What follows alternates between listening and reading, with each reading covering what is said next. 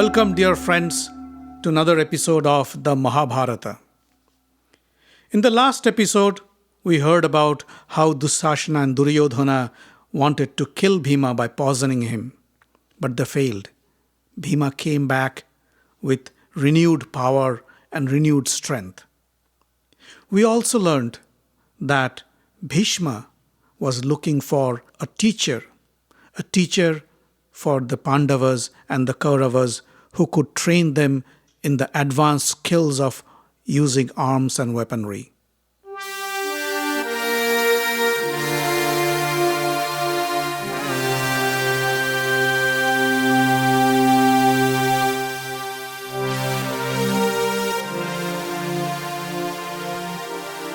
One day, the Pandava and Kaurava brothers were playing with a wooden ball in a meadow not far from the royal palace. Suddenly, the ball rolled into a deep and unused well. It was dark inside, and the boys could hardly see the ball. They were all quite depressed to lose the ball and kept blaming each other for this loss. Suddenly, a Brahmin appeared in tattered clothes. He saw the quarreling boys and laughed at them. "Aren't you the Kuru princes? You can't even pick up a ball from a well? What kind of arms training did you get from your guru?" he said. One of the brothers said, "Sir, do you see how deep the well is? And what does our arms training got to do with it?" The Brahmin said, "Well, if you knew how to use your bows and arrows, you could have picked up the ball quite easily." Then he took off a ring from his finger and dropped it into the well and said, "Here, not only can I pick up the ball, I can also pick up this ring with my bow and arrow. Do you want me to show you how?"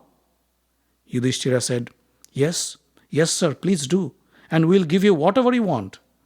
The Brahmin said, "All I want is a good meal."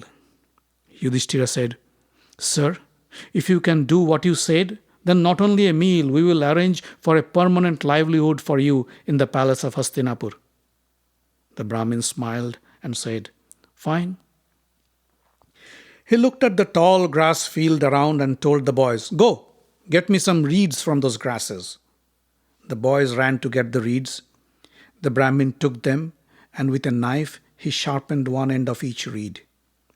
Then he stood next to the well, concentrated for a while, and then shot a reed down into the well. The reed pierced the top of the floating ball, but kept perfectly balanced and vertical.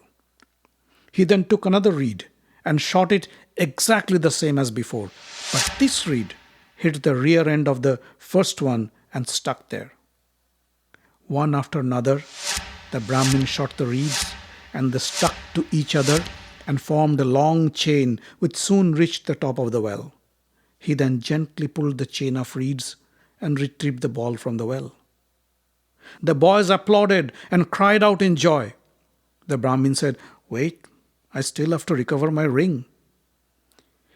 He then looked at Arjuna and said, "Give me your bow and arrow."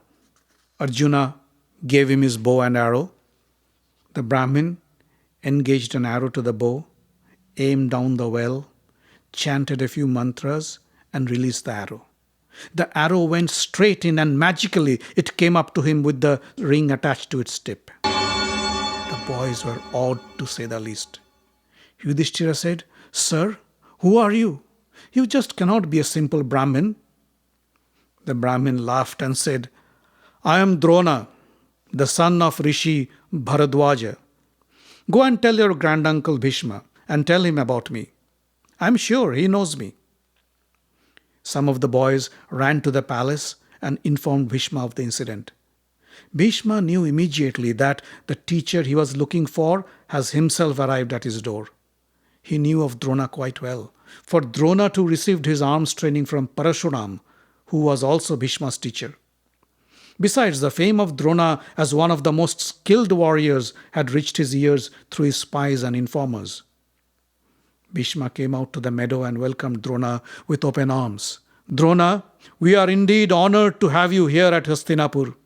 I would like to offer you the position of the royal arms teacher of Hastinapur, and you can have whatever honorarium you'd like for your services. Please accept and honor us." Drona had no reason to reject the offer. It was for this very reason he had come to Hastinapur. Although he was a great teacher and a great warrior, but as a Brahmin, it was very difficult for him to earn a livelihood from his skills in weaponry. In fact, he was extremely poor and was desperate to find a job that would not only pay him well, but also give him the respect and honor he deserved.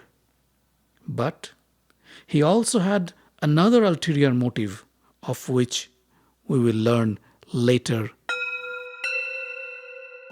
Drona settled down in Hastinapur palace with his wife and son Ashwathwama and started his job of training the Pandavas and Kaurava brothers in the advanced art of warfare and weaponry. Although he taught the princes the use of multiple weapons, he also decided to focus each one on a special weapon. For example, Yudhishthira focused on the use of the spear, Bhima on the mace, Arjuna focused on archery, and Nakul and Sahadeva on the sword. Duryodhana also picked up the mace as his weapon of choice. Drona's teaching style was a bit unorthodox, and he often tested his students for their focus, concentration, and skills. One day, he built a small wooden bird and placed it on a distant branch of a tree. He then called the princes and challenged them to hit the bird's eye using their skills with bows and arrows. First, he called Yudhishthira and asked him to aim for the target. As Yudhishthira was ready to shoot, Drona asked, "What do you see, Yudhishthira?" Yudhishthira was puzzled. He said, "Well, I see the meadow, I see you, I see my brothers, I see the tree, I see the bird." Drona stopped him and said, "Put down your bow. You don't have to shoot." He called Duryodhana next, and as Duryodhana aimed, he asked him the same question. "What do you see?" Duryodhana said, "I see the tree, I see the trees behind the trees, I see you, I see..." Drona said, "All right, put down your bow." One by one, he called upon each of the princes to aim and ask the same question, and they all answered the same. They see the tree, the bird, the meadow, the brothers, etc., etc. And he didn't let anyone shoot the arrow. Finally, Arjuna came up to the spot. He engaged the arrow and aimed at the bird. Drona asked the same question. "Arjuna, what do you see?" Arjuna kept quiet for a moment, still focusing on the target, and then replied, "I see the eye." Drona asked, "Are you sure? What else do you see?" Arjuna replied again, "I only see the eye of the bird." Drona smiled and said, "Shoot." Arjuna released the arrow and it went straight and pierced the eye of the wooden bird. Drona was very happy. He embraced Arjuna and said to all his pupils, "You see, this is what your concentration should be.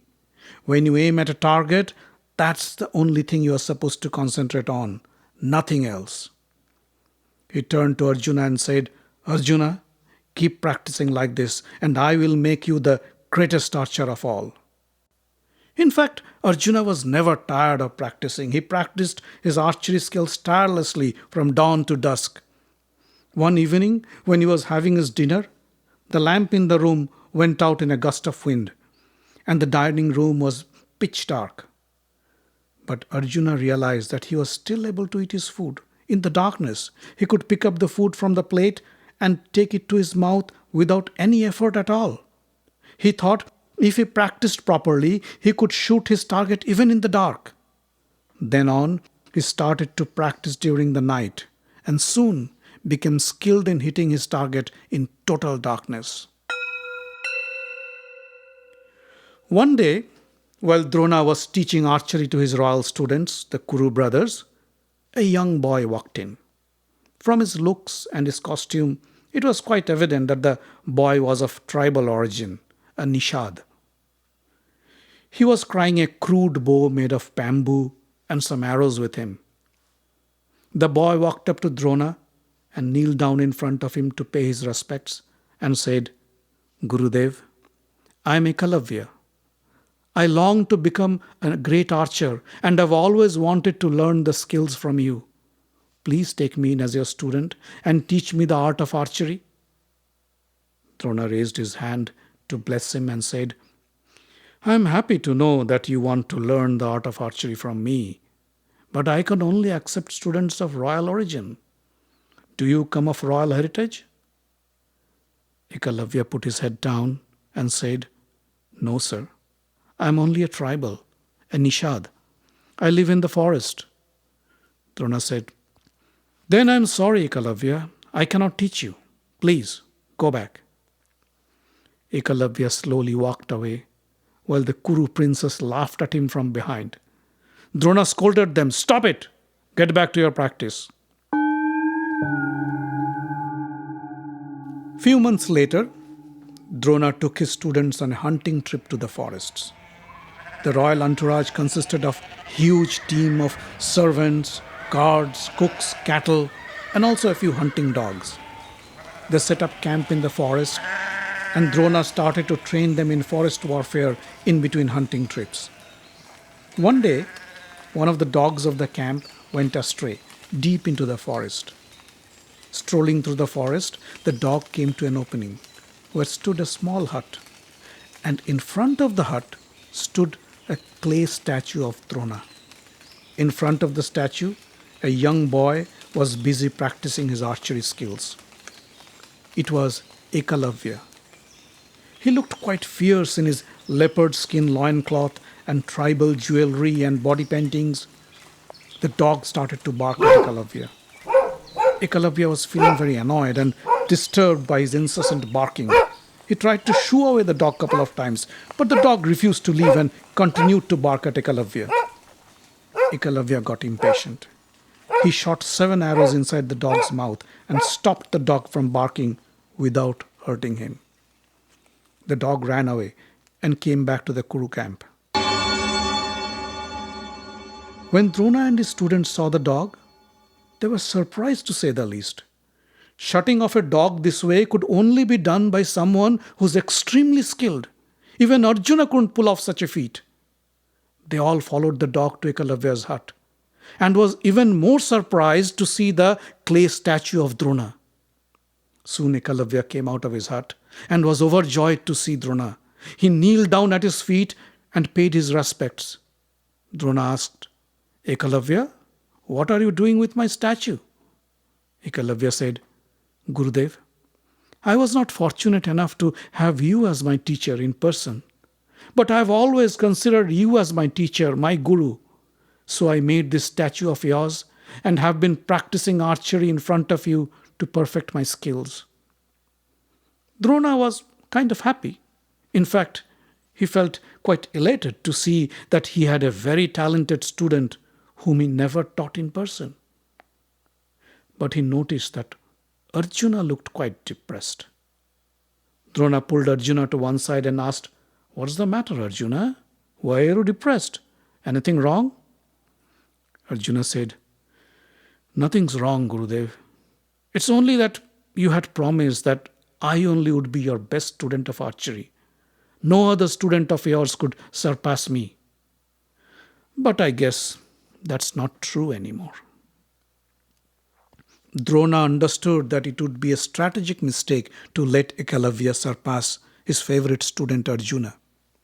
He came back to Ekalavya and said, Well, Ekalavya, if you consider me to be your guru, then you must pay me your guru dakshina, my fees. Ekalavya said, Guru, I'll be honored to pay you my dakshina if it is in my power to do so. Please let me know what can I offer you. Drona hesitated for a moment, watched at Arjuna standing next to him with his gloomy face, and said, Ekalavya, I would like to have the thumb of your right hand. Can you give me that? Ekalavya looked at Drona's face. He knew what Drona was asking for. Cutting off his right thumb would mean that he would never be able to shoot an arrow again in his life. But Ekalavya didn't protest. Neither did he make a counteroffer. He pulled out a knife from his belt and without any hesitation cut off his right thumb and placed it in front of Drona's feet.